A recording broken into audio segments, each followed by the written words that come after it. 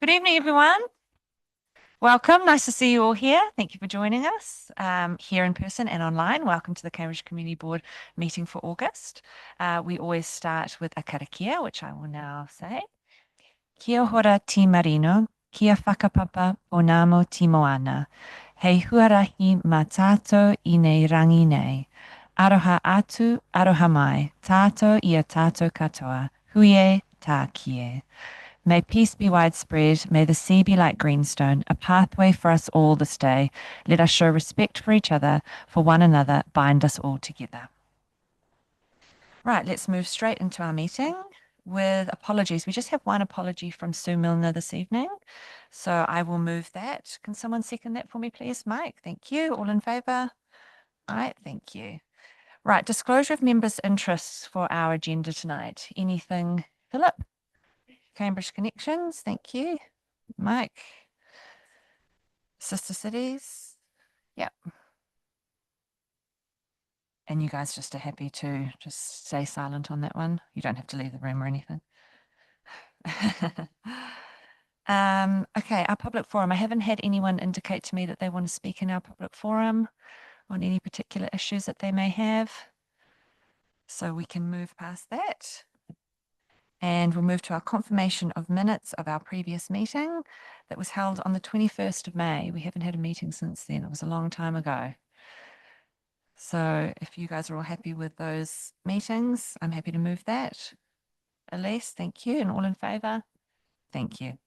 Right, which brings us to our first item. We've got Vanessa here. Welcome, Vanessa. Nice to see you. This is Vanessa's report on the North Waipa South Hamilton spatial study update. This is an information only item for us, but we will have a chance to feedback on this later in the year. Yes. Okay, good, good. Nice to see you. Thank you.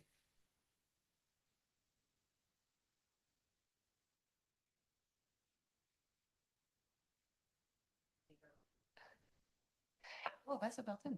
And Vanessa, just if you don't mind, it has to be quite close to your mouth. We've found that people watching online like can't that. hear if you're too far away. Thank you. 1, 2, 1, 2. We're good. Yes. Yeah. It's very awkward. Okay. Sorry. Thank you for having me tonight. As Joe just mentioned, the presentation for this report is for information only.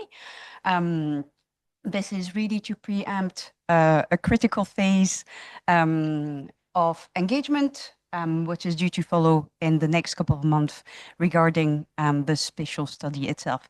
So before I take the report as read, I'm probably going to provide a little bit of context on what the spatial study is aiming at, what it is, where it comes from as well.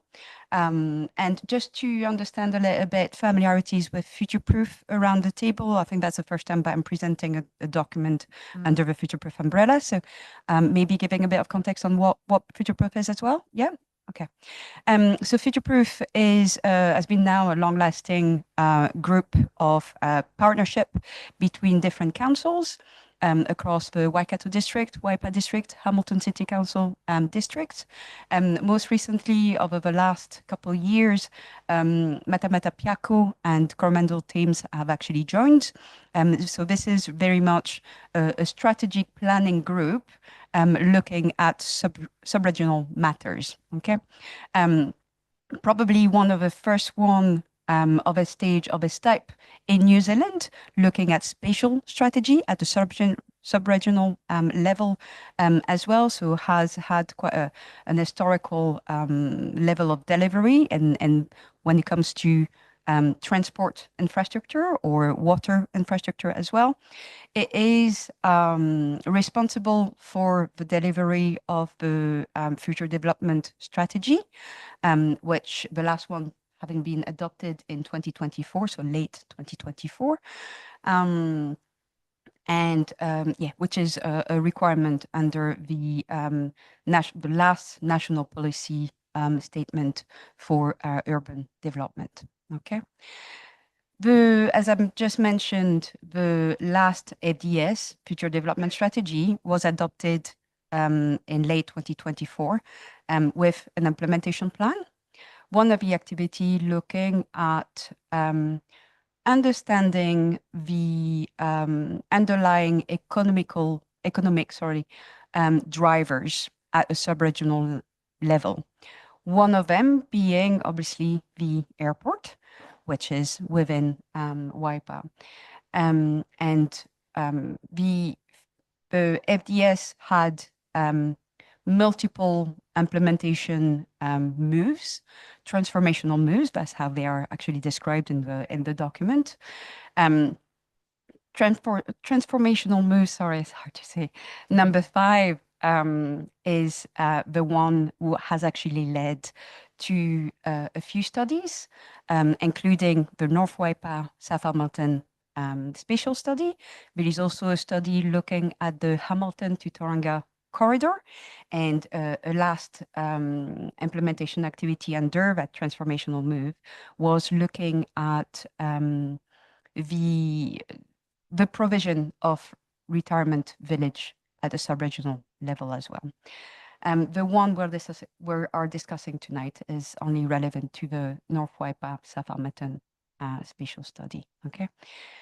The purpose of the study is very much, as you probably know, really to understand what needs to be added in the next review of that future development strategy. A lot has already changed since the adoption, which was only September 2024.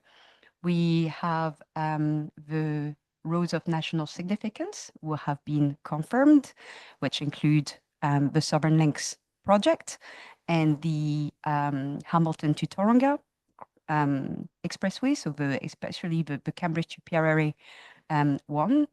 We also have the Fast Track Act, which has been implemented as well. And this has had, how to say this? This is had disturbed a little bit what the future development strategy had planned for the next 30 years, okay? So those fast-tracked applications are very much out of sequence and planned, and sometimes unanticipated development areas. So that's really what the spatial study is trying to understand, how all those changes since actually October 2024 will mean at a sub-regional level, what it will mean an economic level as well. Okay. Yeah. Also to mention, so that's a bit of a context. If there are any questions on the context, happy to take it after. Yeah. What you mentioned here is that WIPA obviously is a partner as part of Future Proof, but is also a stakeholder, an identified stakeholder within the spatial study here. And the study has now entered the second phase, the first phase being that gap analysis that I've referred to in the report. This was very much a literature review exercise of as to what did we know about the area, what gaps were still to be filled by possibly the spatial study, and that's what the gap analysis aimed to report on. This was concluded, I would say, I'm trying to get my memory, end of June, I would say, and went in a round of engagement as well. And this committee board had been actually referenced as part of the stakeholders. We've closed the first phase of engagement, and we're now entering a scenario exploration, which is really the nitty-gritty part of a spatial study. Okay. There is a level of details that have or yet needs to be approved for public release by the project control group of the spatial study. So I won't be able to go into all the detail of the scenario tonight. Saying this, obviously, as a stakeholder in the engagement phase, when that times come, which is like mid-September, all the detail of the scenario will be actually released so that you can be fully engaged on that as well. Okay. I think that might be a good time for me to stop talking and take any question if you have. Yeah.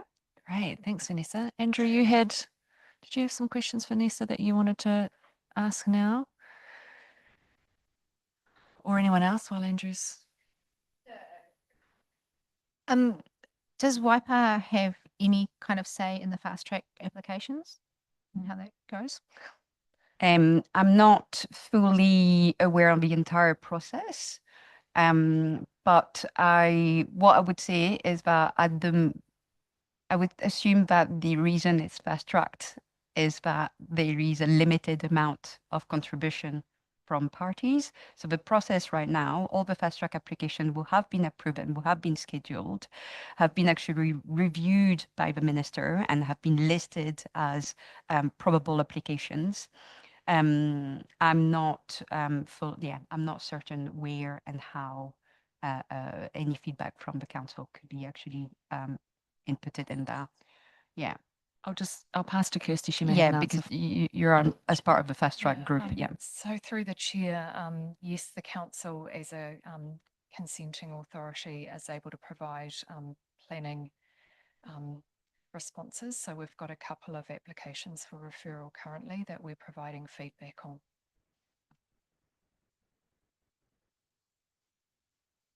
Can I just mention it's not on it would be on the pre-application process, isn't it? Yeah, not on yeah. Andrew? Thanks, Vanessa. I've got a question about the gap analysis report. In the report and the introduction document, there's a map of the area on page 8. It's got a purple kind of zoning in it. In this gap analysis report, that purple zoning's got purple arrows spreading out from it. Can you explain what those arrows mean?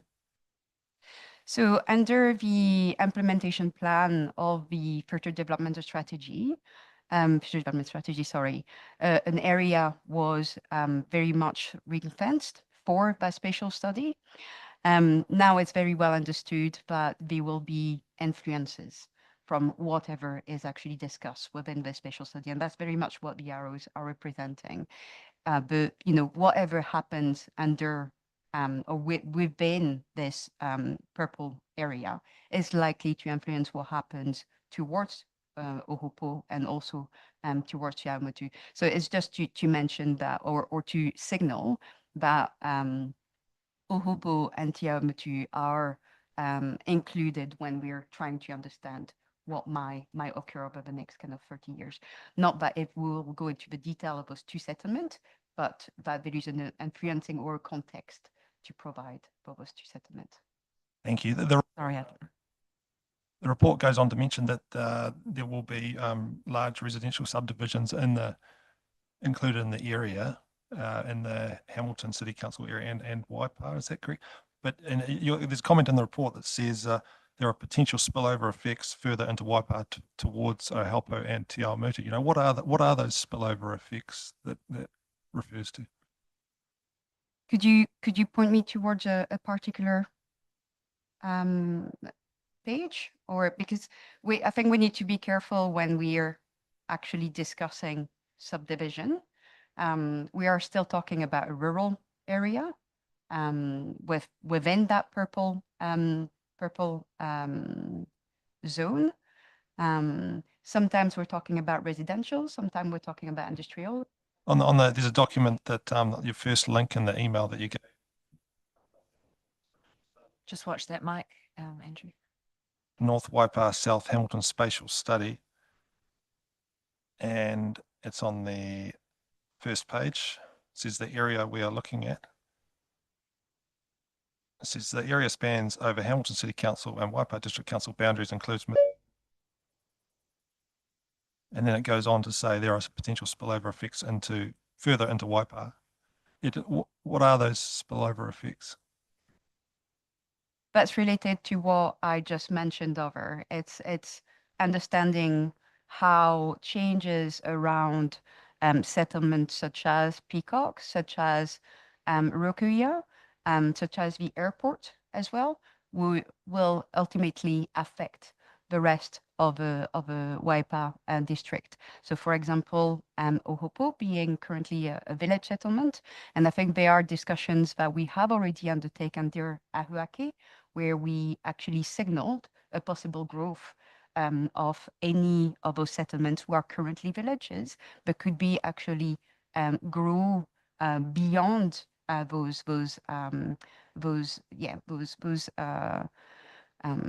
how to say those ranges because of their location along the state highway. Yeah, and very much because of their close proximity to the airport, hub, which is quite an economic hub, and looking to be an employment hub as well. Yeah. Yeah, thank you. Yeah, as you know, I represent the rural constituency and have their best interests at heart. So I'm just trying to see if there's a change of land use that and it does mention that there is a highly productive soils class 1 and 2 in the area that are going to be affected, but there's only a very small reference to that. So I would like to see in the study more analysis. You've got, what is the study focusing on? It's got 5 or 6 things. It doesn't mention the economic contribution of those rural areas that could be lost if that land is turned into other classes of land. So I would like the gap analysis to take more emphasis on what the economic contribution of rural is if that is converted to another land use. Absolutely, and I totally agree with you. And I think this is probably one of the continuity of myself joining that special study as well, to actually take what we learned from Ahuake. And if you recall, there was an entire chapter on rural economy in Ahuake, to try to kind of really understand not only the environmental values of a high productive land, but also the economic values of it, if we were to actually lose some as well. Yeah. Absolutely. Yeah, I'd just like to see a reference more like the report says, number 6, protecting the environment. And I mean, the rural economic area is not even referenced ahead of that, which I would like to see, some priority ordering. Thank you. I'll finish. Any further questions for Vanessa, Lise? No? Okay. Thank you, Vanessa. Great. Thank you very much for that report. Very interesting. Thank you. Right, let us just move that item. Was that we received Vanessa's report titled North Waipa South Hamilton Spatial Study Update. Someone happy to move that for me? Elise will move it and I will second it. All in favour?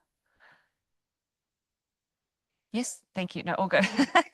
All good. Yeah. Right, now we're going to see Rachel. Nice to see you, Rachel. How are you? This is our Cambridge parking trial feedback. And the floor is yours, Rachel. Thank you. Kia ora koutou. Thank you, Joe, and community board members. You may recall I came here in March this year to talk about the parking trial. It's now been 6 months, so time flies. So the parking trial was proposed to go for 6 months following a request from the Cambridge Chamber to trial or at least look at extending the parking time restrictions in the town centre. So as part of that now, we are reviewing and looking at the parking trial, and as part of that, we're asking and seeking feedback on a community survey that's out at the moment. Survey closes on the 29th of August, and it asks a number of questions regarding preferences for either 60-minute or 90-minute parking, how people are finding the 90-minute parking, do people support extending the 90-minute parking trial until December? And thank you for your feedback from the community board in terms of at that meeting, considering extending the trial to, excuse me, to the end of the year, and any other comments. There is a recommendation in the report to receive the report, but also to delegate authority to submit in consultation with the members feedback on the Cambridge parking trial. So now I just ask for any questions. Thanks, Rachel. I put feedback in as myself, not on behalf of the board, just as myself. And it was a little bit clunky. I had to make like a password and I had to sign in. Is there not an option to just do it as like a guest? I followed the link And it was a little bit of a complex process. Is there any way that it can just be a little bit simplified so people can just go in as a guest, even if it's anonymous, and you still get the feedback but without all of the. Yeah, sorry, Joe, I wasn't aware of that. No, but that's I'll all right. take No. that back to Okay. the comms team and Cool. ask them about that. Great. Thank you. Thank you. I got in touch with the Cambridge Business Chamber. You know, they've been leading advocates on this for a good while. And they gave me some feedback that they had received from retailers. And just to give you an idea, overwhelmingly, they were in support of the 90 minutes versus the 60. And I mean, a few of them wanted the 2 hours, but acknowledged that the 90 minutes was a bit of a sweet spot where it was just long enough for people to do the majority of their shopping, but not too long. There were also, I stopped in town as well the other day and again today and just asked a few retailers, and a couple of them also suggested a couple of 10-minute stop parks outside places like, cafes and bakeries where you just need to nip in. So that was some feedback that I also got. But yeah, overwhelmingly from some of these businesses, Heritage Trading, Cambridge Jewelers, BT Monroe, the markets, Health 2000, all really pushing for that 90 minutes. And they have said they'll go and put their own feedback in, but that was just what we're hearing. So does anyone have any questions for Rachel on the Philip? Thank you. Thanks, Rachel. So this trial, is it purely just the trial is on timing, or you asking feedback on the timing of parking, or is it can people put feedback in with regards to elderly parking or disabled parking, more parking on that sort of type? So is it purely just the timing, the trial on the time? Yeah, good question. It is to evaluate the effectiveness of having an extended parking time restriction, particularly in a busy Cambridge town centre. How are retailers finding it? How are people finding their experience in the town centre? But also there's opportunity there to feed in and provide any further comments about wider parking issues if they so wish. And couriers may have some feedback as well, an area for them to park for 5 minutes purely for couriers, an area for that too. So. Yeah, sure. We can certainly look at other areas which might need, as Joe mentioned as well, some shorter time restrictions for those drop-ins.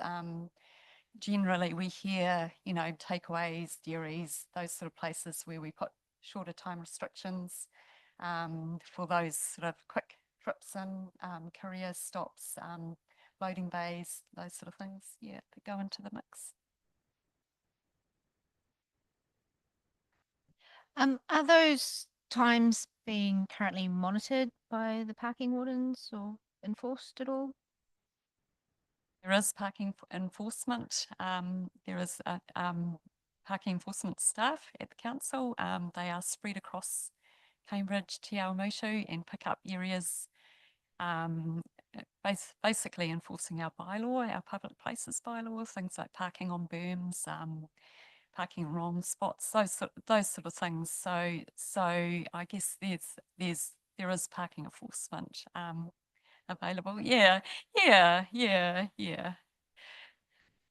Do you happen to know if there's been any difference between the old time limit and the new time limit in the enforcement side of things? In terms of that would be part of our evaluation to look at that as well, to see in terms of the occupancy enforcement, how long do people stay in those car parks, that sort of thing. Yeah.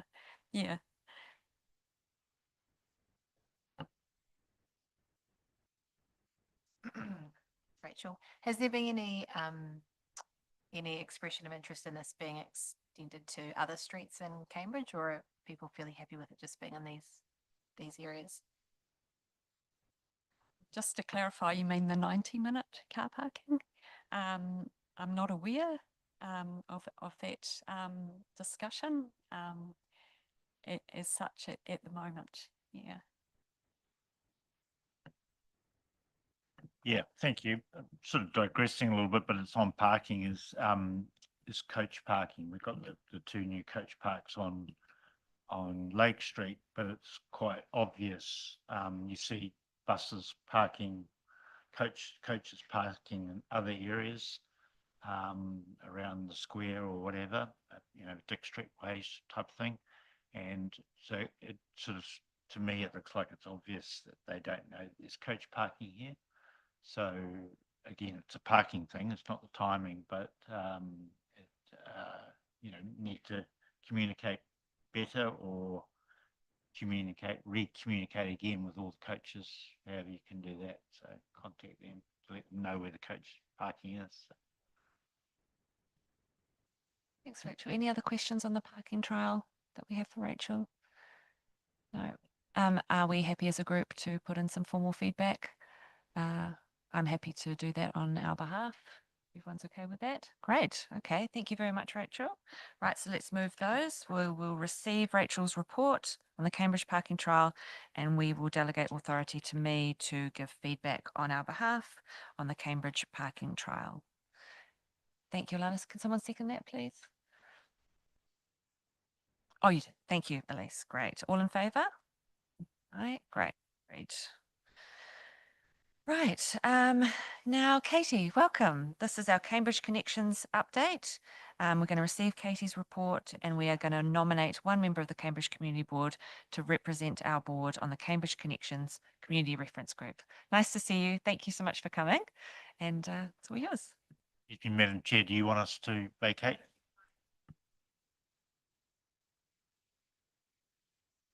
Thank you for having me. So I do actually have a few slides which I thought would be useful to show you. I'm wondering if it's useful for the people, because I don't have copies of the slides, for the people behind me, if they wanted to bring their chairs on the side or something so they can actually see what's going up behind them, or if they were able to, yeah, that's right. If you wanted to move to the side, or just rearrange, yeah, that's right. Then you might be able to see these slides and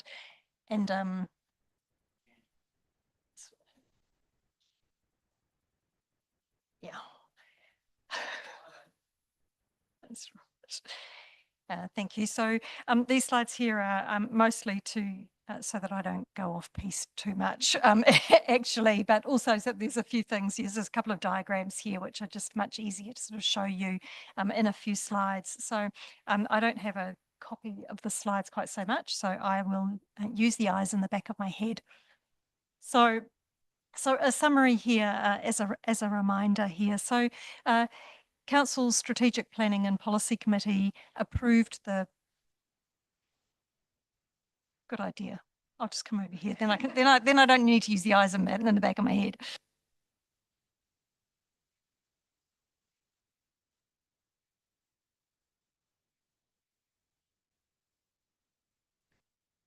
All right. Yeah. So Council's Strategic Planning and Policy Committee approved the project implementation plan last Wednesday. And that includes a commitment to weaving that engagement approach into every stage of the project. And so the summary slide here is just a reminder that what we are still developing in terms of an output remains the same as the previous round. So that is a 30-year transport plan. In NZTA's language, it allows us as essentially a program business case is what we end up with. So we're then able to access NZTA funding for further stages of that business case process. The plan will identify those short-term, medium-term and long-term activities, so 0 to 3, 3 to 10, 10 to 30-year activities.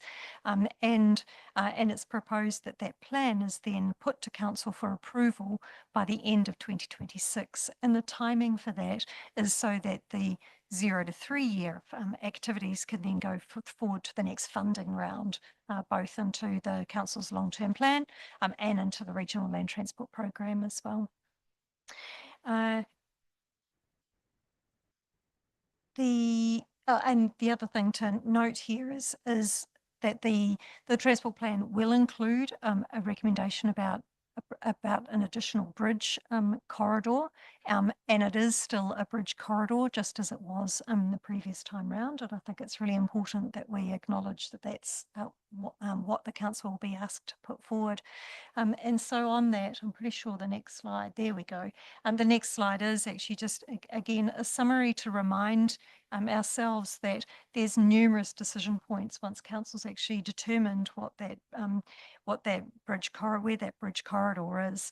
And so this diagram here shows that both the fact that there's a number of council decision points, all of which sort of is obviously dependent on funding to be able to take the next steps, and a positive council decision to move through. So we're still a number of years away from having any new bridge in place. But what the discussion with the elected members last week was a real recognition that for council, they want to get as quickly as possible to be able to designate a site so that you can provide that certainty to the community about where that location is. And that's sort of a couple of points along the timeline there.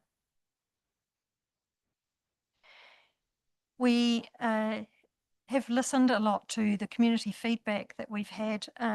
Council had a lessons learned workshop at the end of June and reflected on what were the aspects of the project that we wanted to retain and what were those things that we wanted to do quite differently. And the two things really that came through clearly in the lessons learned workshop were around that level of community engagement, and that's been seen in the commitment from council, like I say, to be weaving that into every stage of the project all the way through. And the second was to make sure that we've got really clear decision making points, and that it's very clear that the decision makers sits with council as the decision maker. And you'll see at various points, I've mentioned on the previous slide, making sure that we understand what is the decision point and what is the decision that's actually been made at the time. And so as we go through this project, at the end of each of the stages of the project, the elected members lock in the findings from that stage, move on to the next one, and move on to the next one, and make sure that we've got that really clear role. And so those are the things that we've really made sure we capture in the way that we think about the measures of success, and report on those quarterly to council to track how we're going, to make sure that we really are holding true to the lessons learned and the commitment made by council. I'm going to keep talking at you but if you've got questions, like please interrupt, because yeah. That's great. This slide here is really a reminder that Cambridge Connections doesn't sit in isolation, and we do sit within the umbrella of Ahuake, which really has set that strategic direction for the district. And then we're guided both by Waipa 2050, which is the growth strategy, as well as the transport strategy. We have a refresh of Waipa 2050 being undertaken this calendar year, this financial year. And so that will look at whether we have sufficient growth cells, where else growth might need to occur in and around the whole district, not just Cambridge. And obviously that's a real dependency between that work and then thinking about, well, if this is where growth's going to go, what's the transport needs to actually service that growth? So we're really making sure we're very cognizant of that about the way that we work. But it is important to remember that Cambridge Connections is very much a place shaping project, that when you are thinking about a 30-year transport plan, and particularly one that has any new large infrastructure, that does shape the way that the town actually develops. And so again, that sort of interdependency between where does growth occur and where does the infrastructure happen is something that we need to make sure we keep looking at both sides of that coin.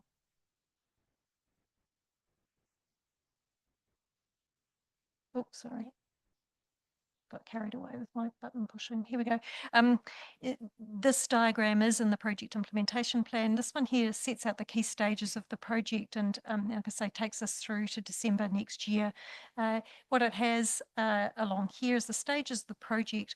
So down the bottom of the, pretty standard approach of any kind of project, thinking about why are we doing it, how are we doing it, and then what's the what as we move through the different times.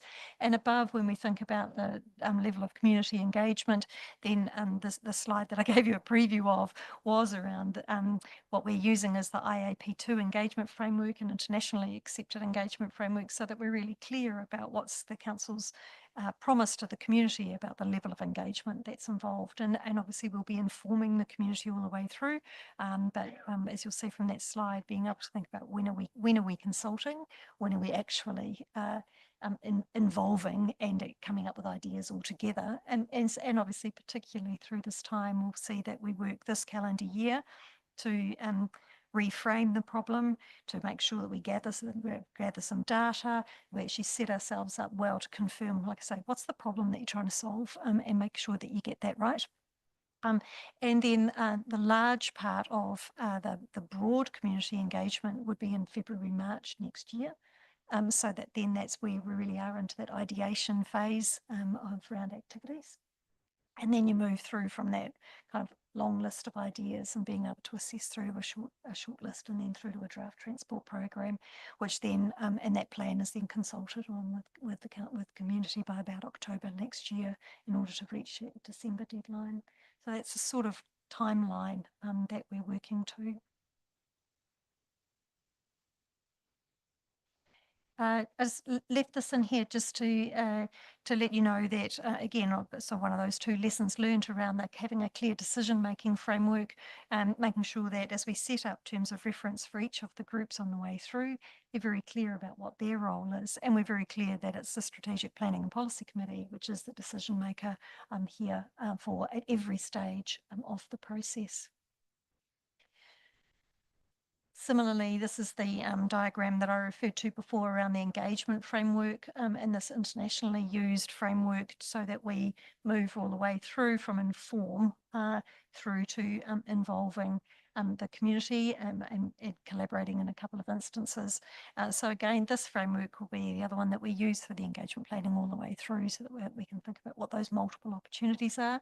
We're really aware that we've got some members of the community who might want to be involved in a one-off bit of feedback as they come out of the supermarket or pick the kids up from school, and we actually just want to give a thumbs up or thumbs down to something, and give, you know, something really quick, casual feedback in that way, through to people who'll have an ongoing interest and involvement in the project.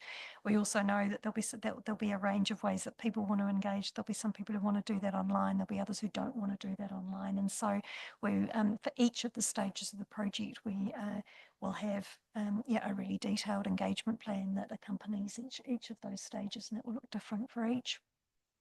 In the project team this time round, then Rachel Elga's our transport planner in the project team, as she was last time. But we also have a new full-time comms and engagement advisor sitting within the project, so sitting with reports into that team, but sits entirely and works entirely into the project team, so that we really have got that core woven all the way through.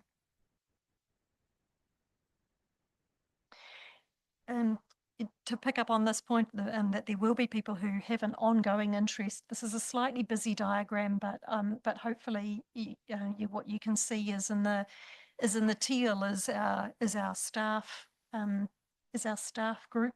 And then our elected decision makers in dark blue, but in the light green down the bottom, what we've got is then those external. And so we obviously have the role of the Cambridge Community Board, which remains really critical, as it has done throughout this project, and remains really important.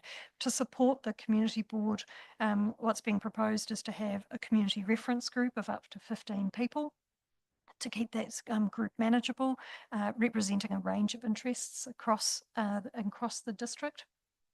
To be able to hear from each other and be able to work on ideas. We know that there's more than 15 people who have an interest in the project, and so the idea of having this ideas forum is an all-comers forum, where anyone who wants to be able to look under the hood, see more about the data, the methodology, who wants to contribute ideas, who wants to be able to get involved in the project, can actually have a space where they can do that, and they can hear and see what ideas are coming from other people as well, so that there is that transparency about the ideas around there. And that ideas forum and the community reference group, all of that feedback, we're anticipating we would theme up so that we're able to present that through to the community board, so that you're aware of what that is. You're obviously welcome to be members of the ideas forum. Like I say, it's an all covers forum. But hopefully it's one of the ways that we can provide opportunities for people who have that ongoing interest through the project itself.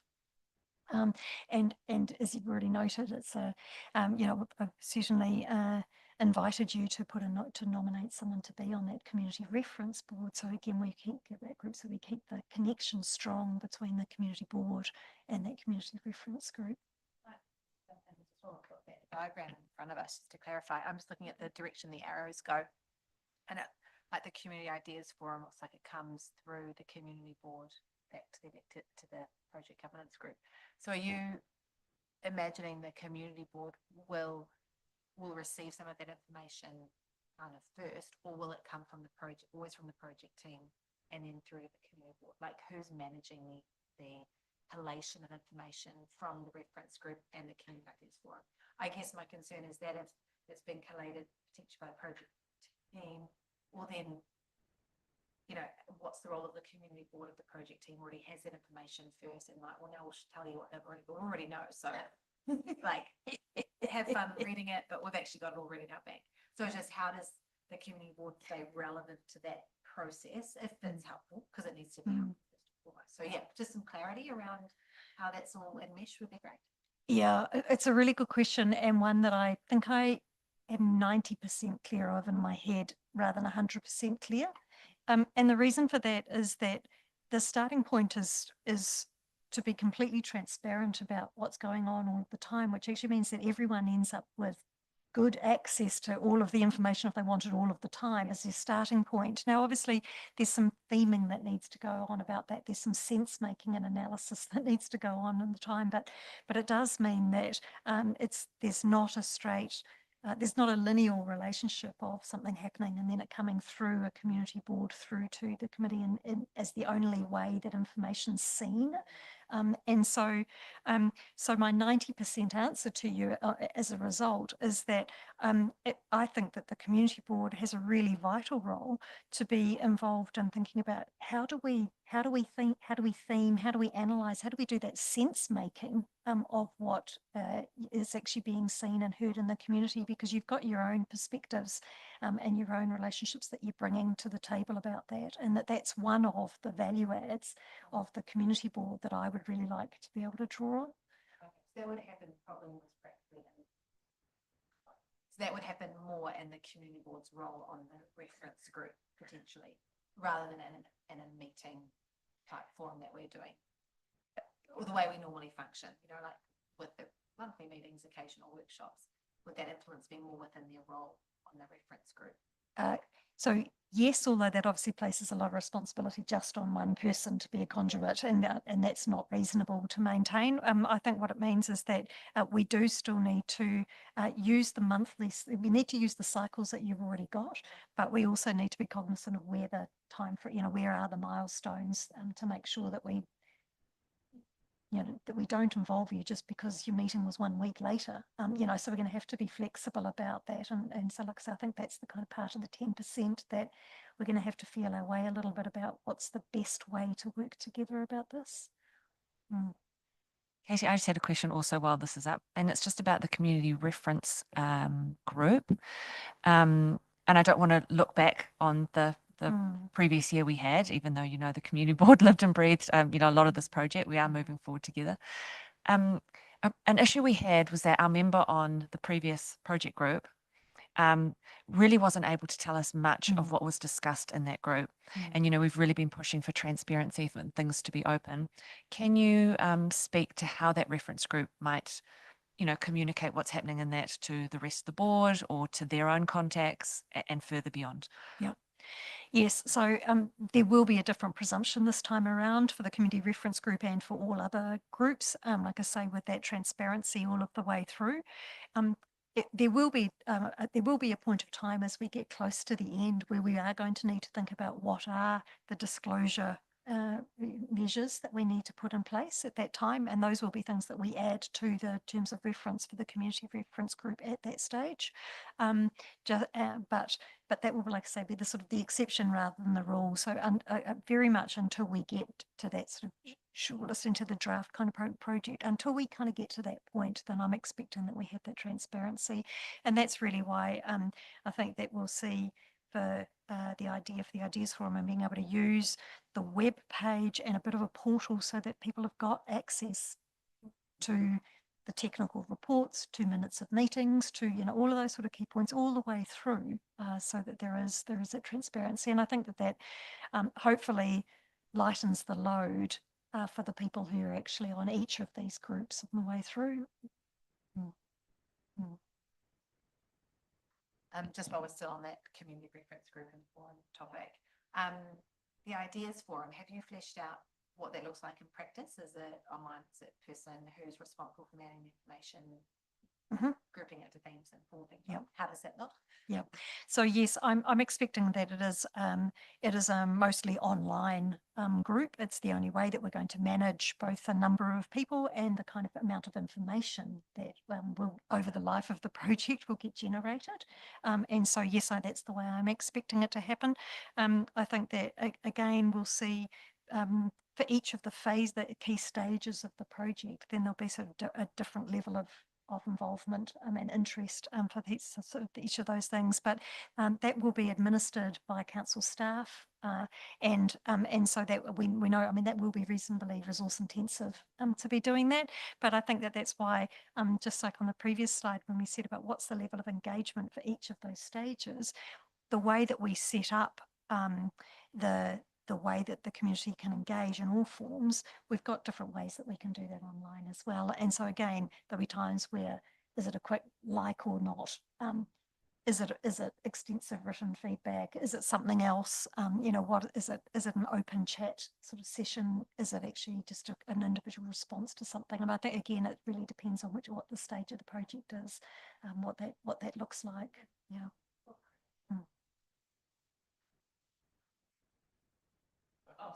Oh, I beg your pardon. Just following on from Joe's question about the transparency of the reference group. You know, as the member last time, it really only got sticky towards the end when options were presented that we wanted to start talking to the community, and then we were asked not to. So you did reference that might happen towards the end of, so I'm sure you've thought about it, but that is similar to what happened last time. So could you elaborate more on that, please? Yeah, thank you for pointing that out, because it gives me an opportunity to say what I should have said to be explicit and forgot to. And that is that last time there was a decision made right near the beginning to only consult on the emerging preferred option, to use that NZTA business case language, and that's not the assumption that that the elected members are taking this time. And so there will be, again, that's sort of because we'll be able to consult on a range of options as we go through. There won't be the same need for that to be happening behind closed doors. Yeah.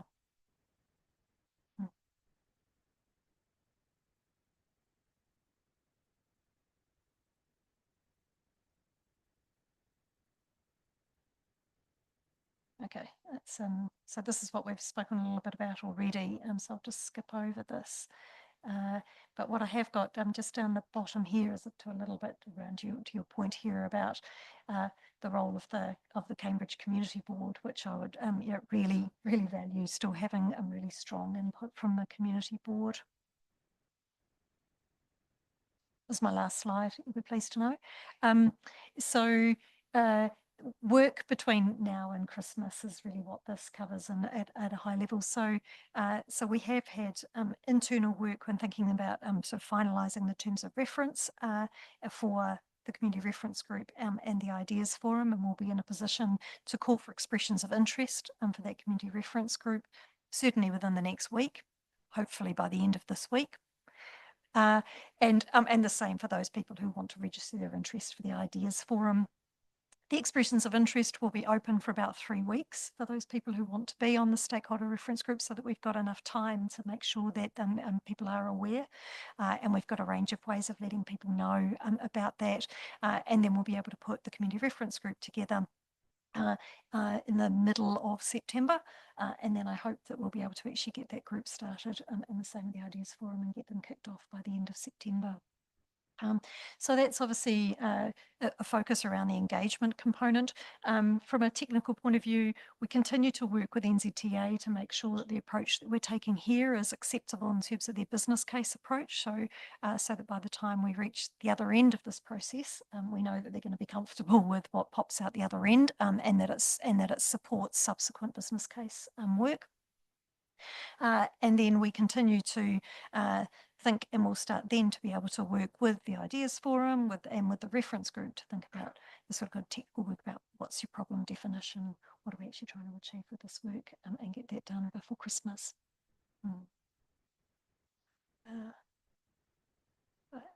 That's from me. Thank you. Thank you. Great. You talked about some of those different methods of letting people know about that Ideas Forum. You'll be using the Cambridge News, I'm sure, Yes. as one of those, because often if people aren't dialed into those council, Facebook pages, they often miss some of those things. That's So you'll right. No, use. we're taking a paid ad in Great. the paper so that people see it in the paper, as well as, like say, using other outlets like the Chamber of Commerce to great. its members. Same thing with our council newsletters and things like that. But yeah, Okay. but there will be that paid advertising. There'll awesome. be an email to those who are currently on the mailing list who've already Great. demonstrated an interest. So we'll try and find a range of ways. Mm. And also making sure that we've run through the list for groups who may not traditionally have engaged with Cambridge Connections, and make sure that they're aware. So that, we've talked about, say, the disabilities group, for example, making sure that the groups are aware that there is this opportunity. Yeah. And you've done a really good job since you started meeting with so many of the people that connected with us. So I know that there's a lot of groups that you've already chatted to who will already be aware of this, and that kind of news will be going out through their network. So that was really well done. Andrew, do you have a question? Yeah, I just wondered about the feedback from those groups that you've met. I was at the Cambridge Commercial Property Owners Group meeting just to see you present there, and I thought it was a cold start, but it grew. What's the feedback been? How's it been going?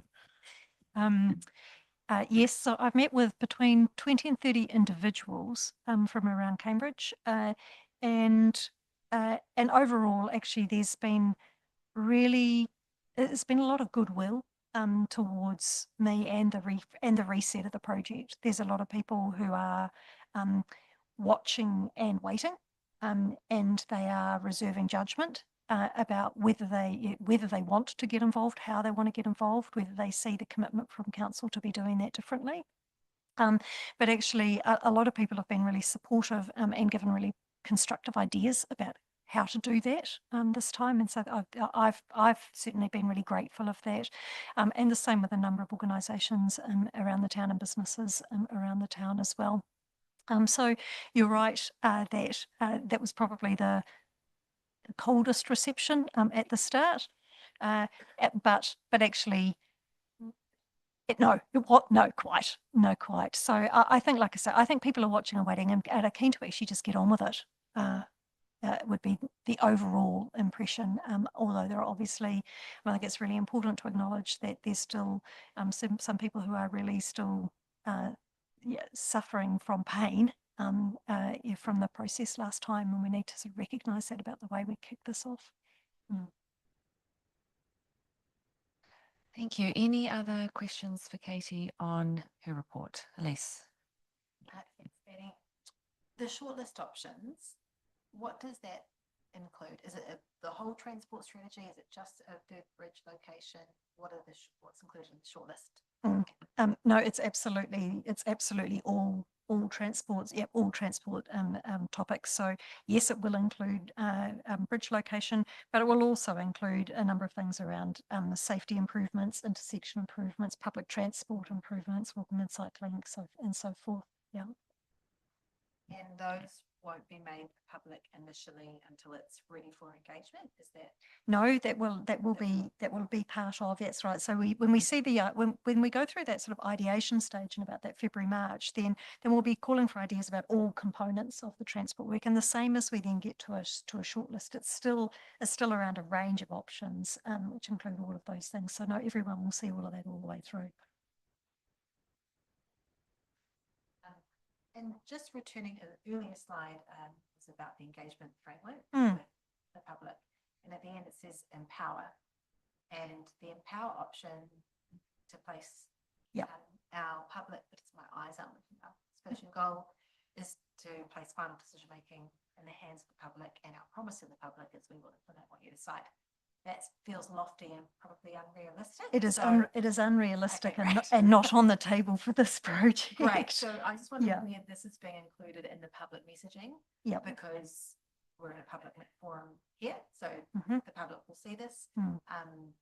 And if I was a member of the public, I'm like, sweet, I want to hear it, and that's great.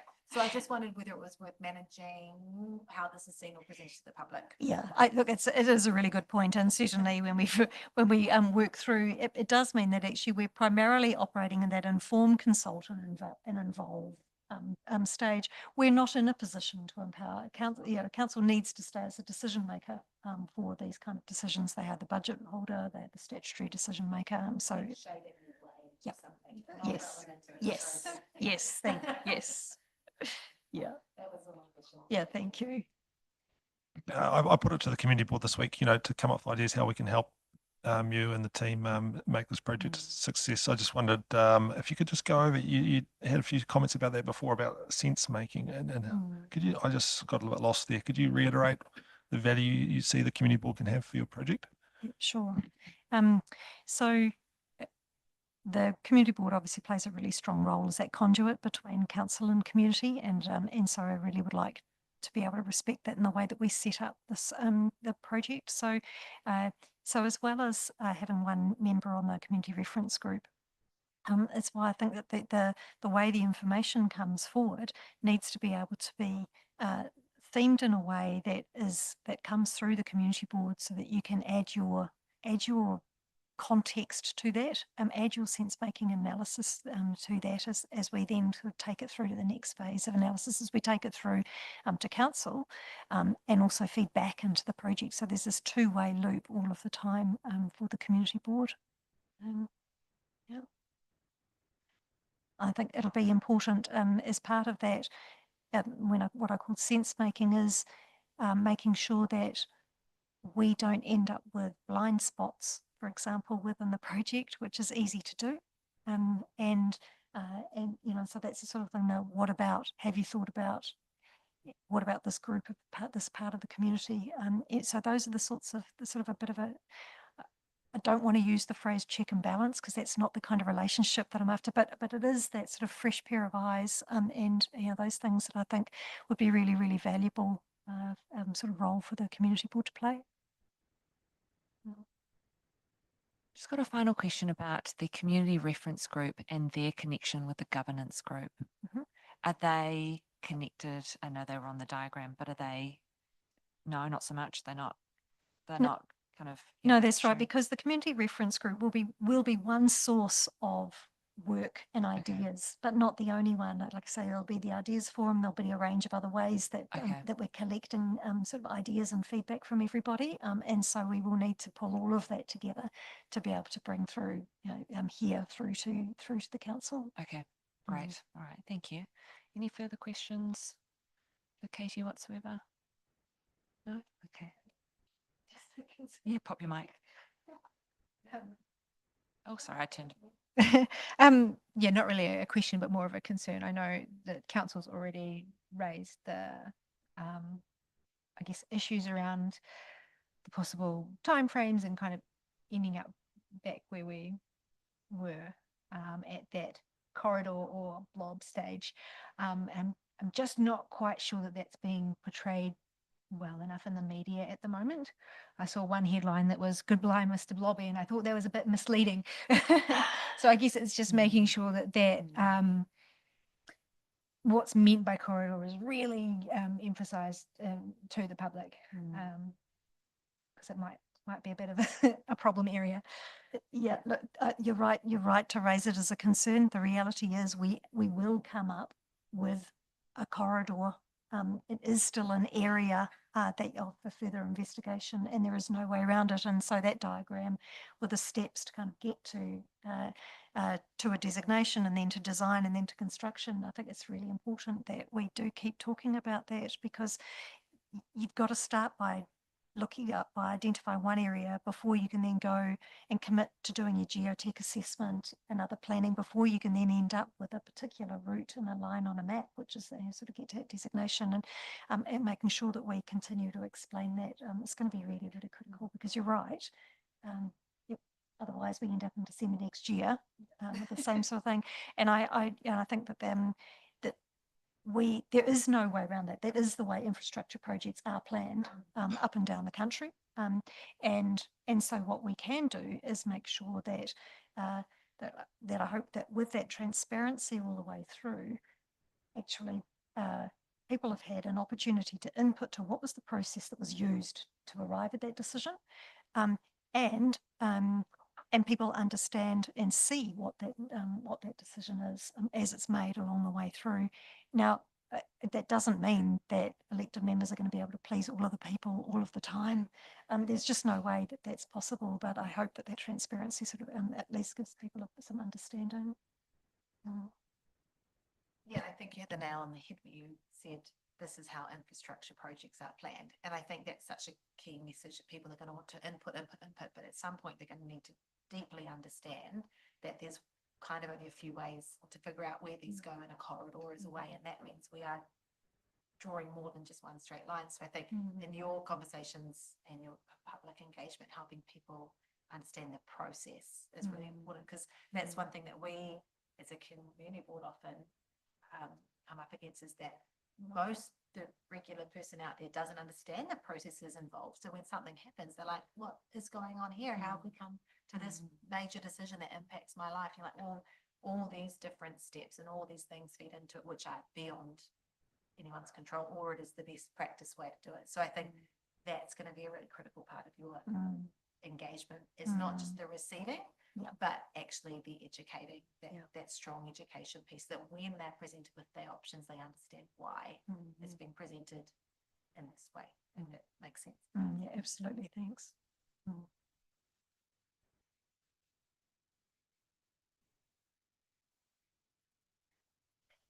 So are you in a position today to be able to nominate someone to the community reference group? Yes, we are. We've been back and forward a little bit, but we believe overall that the best chance of continuity for our board and the right person for this is Andrew Myers, if he's happy to accept that. He doesn't look happy, but I know deep down he. So yes, if everyone is happy with that, he is our person we're putting forward to that group. He has a lot of knowledge and interest in it, and we fully expect him to be a great candidate for that position. Okay, right. All right, let's receive Katie's report on Cambridge Connections moving forward together. Thank you. And we will nominate Andrew Myers from our board to the Cambridge Connections Community Reference Group. All in favour? Alana's going to move it. Yep, Alana, sorry, I didn't do that, but Alana's going to move it. I'll second that. And all in favour? Aye. Probably need to hear from you, Andrew. Gosh, great. So that is moved. Awesome. Yeah. Great. Okay. Thank you, Katie. That was good. Right. Now we're going to hear from Joe on our sister cities expenditure. And Alana, you are out of this one, aren't you?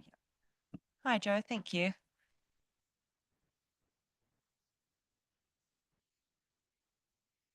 Good evening. So we've got a report in your agenda here today just to deal with some sister cities expenditure. There is some expenditure that relates to a recent brief French delegation that was in Cambridge in relation to some framing that was required for the gift and some catering. And then also there is the annual Sister Cities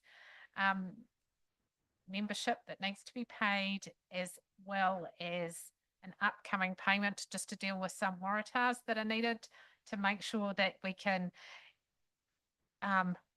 adequately display the storyboards that you've got in place as well. So has anyone got any questions about that expenditure, or?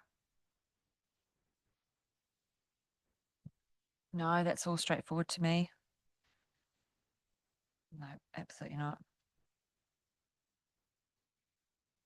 No, happy with that? Yep. Oh, you can't say. Andrew, any issues that you had on that? No, great. Okay, let's go ahead and receive Joe's report and we'll go through it.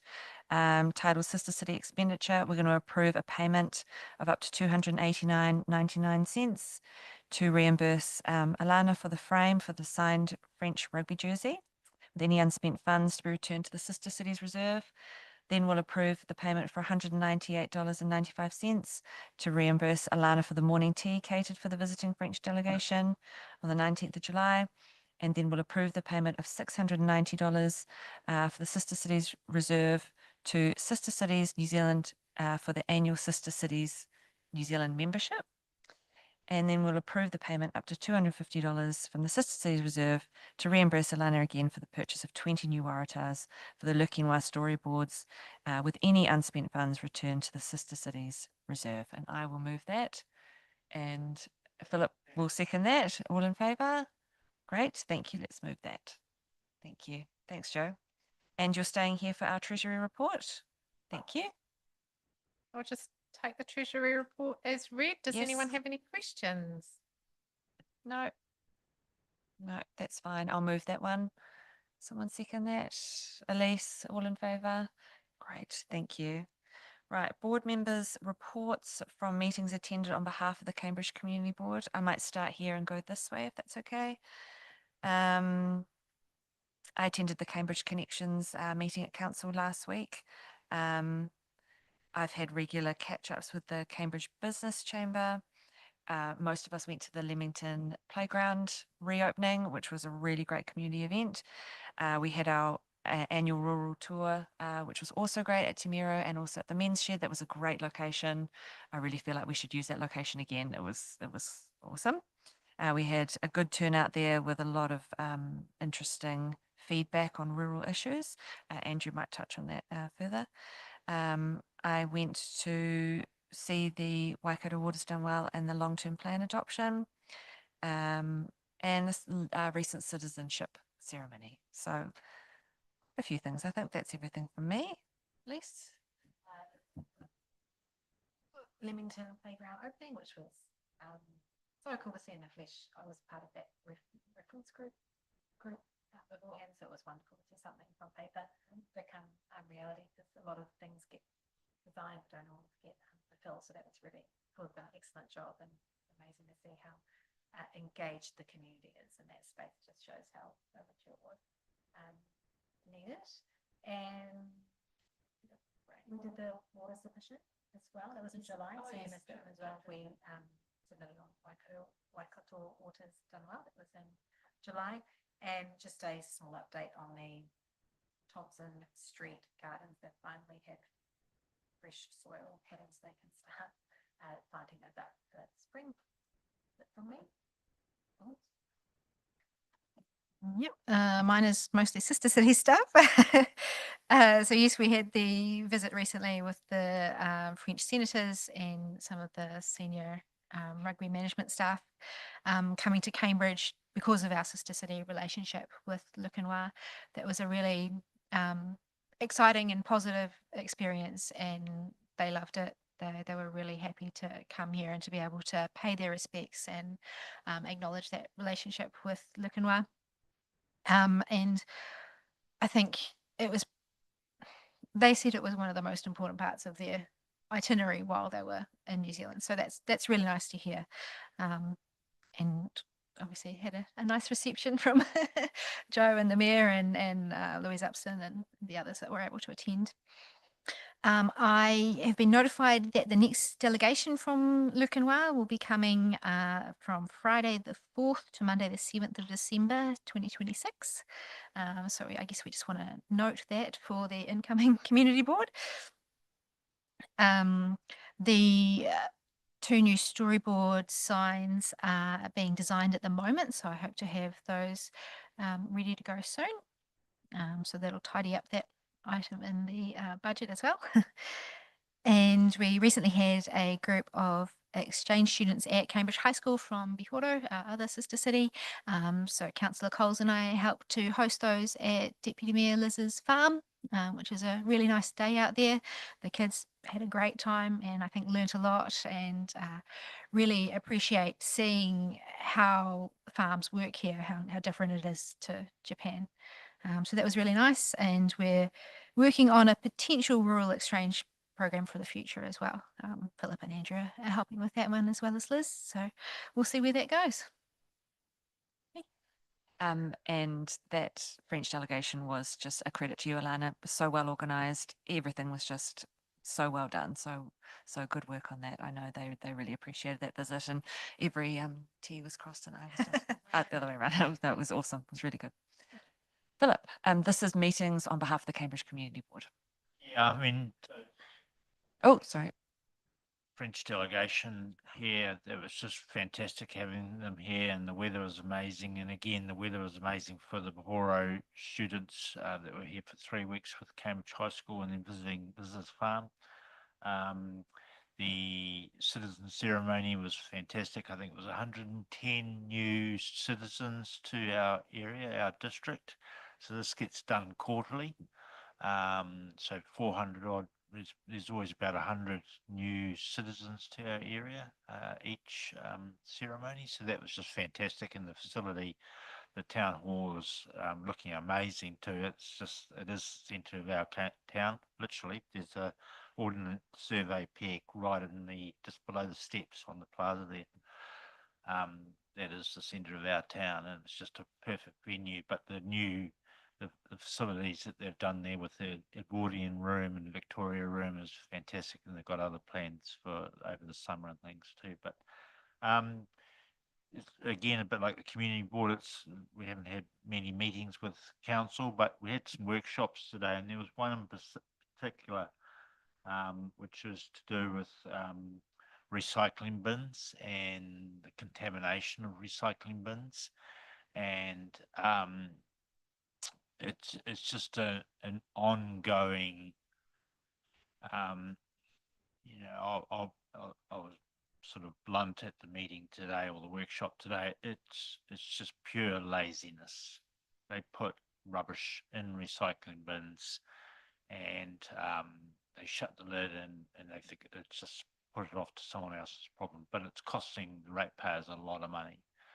And it's a real shame. And it's just like any part of life, there's always one or two people that just let the side down.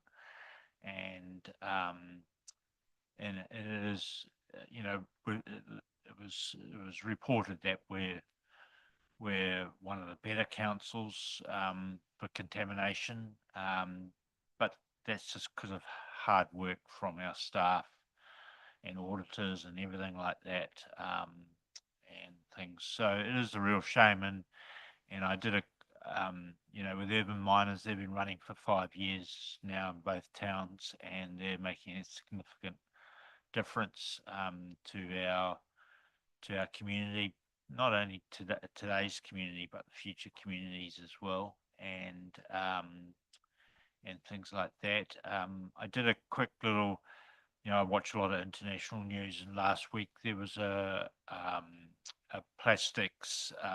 I will just need you to come back to meetings attended on behalf of the Cambridge Community Board, Okay, Philip. right, done. Are there any other Done. meetings attended? No, great. leave it there. Thank you. Sorry.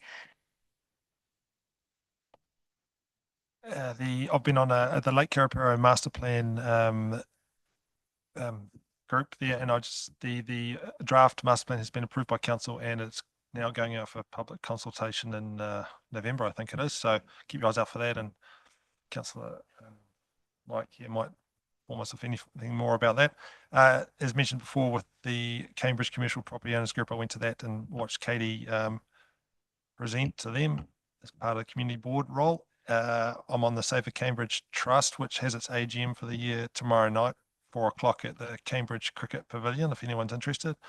I'll just give some feedback that, you know, they're over the moon that the increased funding in the long-term plan, the doubling from 20,000 a year to 40,000, they really needed that, and they're really happy. They're also happy that the police have announced that I think there'll be more police resource into Cambridge as well. So that's fantastic.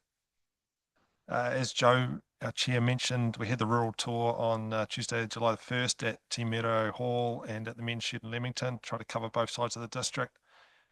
Just a few notes about that. In Te Mero, we had a small turnout of ratepayers, but we did have the Mayor and Councillor Coles, Pettit and St. Pierre in attendance alongside Joe and myself. So it was a really powerful group. And the residents there mainly talked about the Grey Road. It always comes up when we go up there. It's a gravel road that heads up to right up into the hills, and there's subdivision going on there and increased intensification of housing, which is creating problems for the road. And there's big stock trucks and houses and dust and mud and gradients. Yes, it's always one that comes up. There's the hall there is really well run, rural hall, in partnership with the school. So they always talk about what they're doing for the hall, and they're always looking to raise funds. I think they were looking to raise funds for I think it was the swimming pool, to get a refurbishment there. Painting the swimming, and it was like $100,000. So it's a big project for them.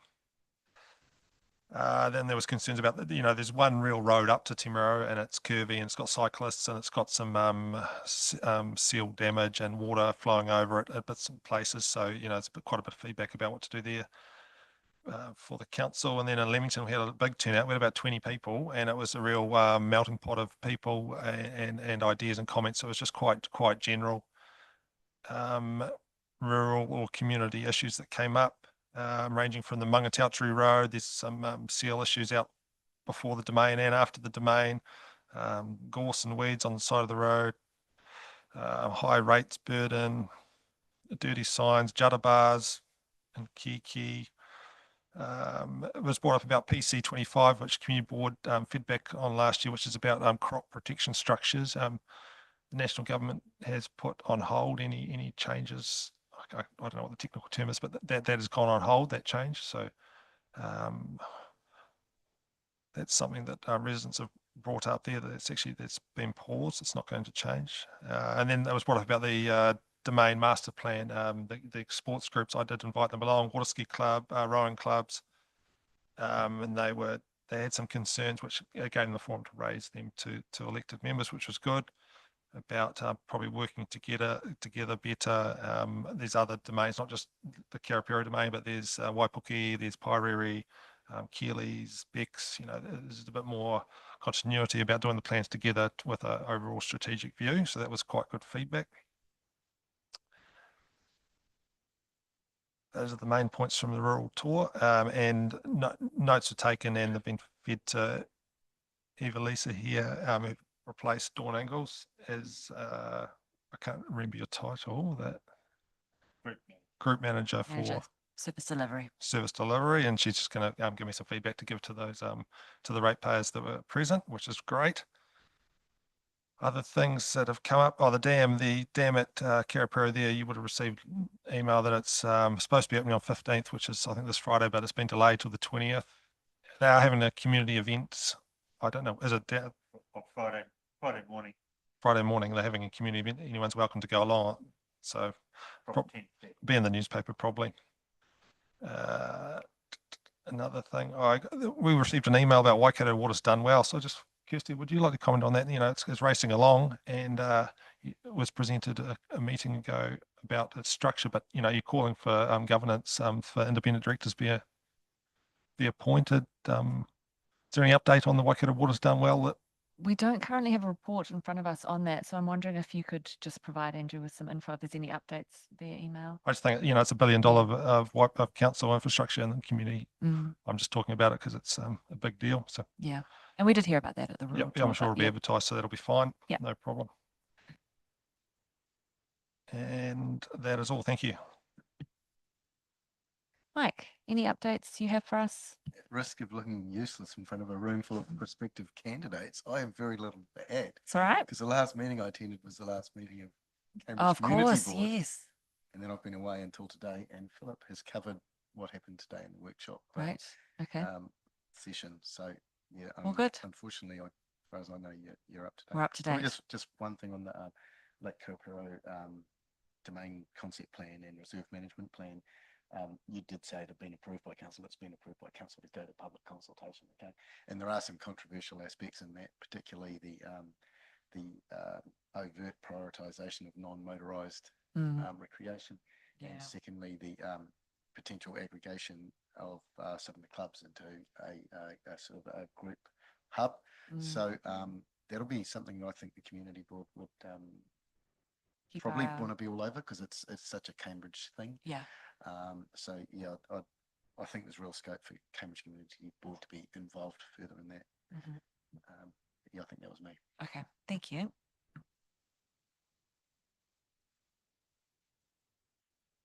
Let's move to the date of our next meeting, which will be at 6 p.m. on Wednesday, the 10th of September, our final meeting for this term.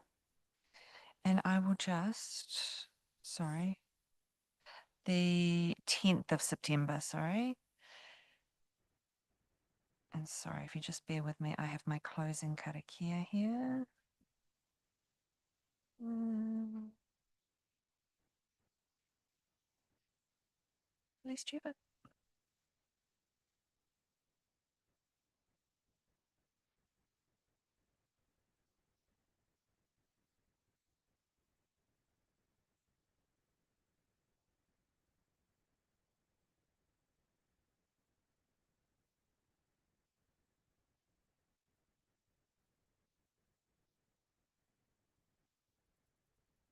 Kua mutu a mātou mahi mo tēnei wā.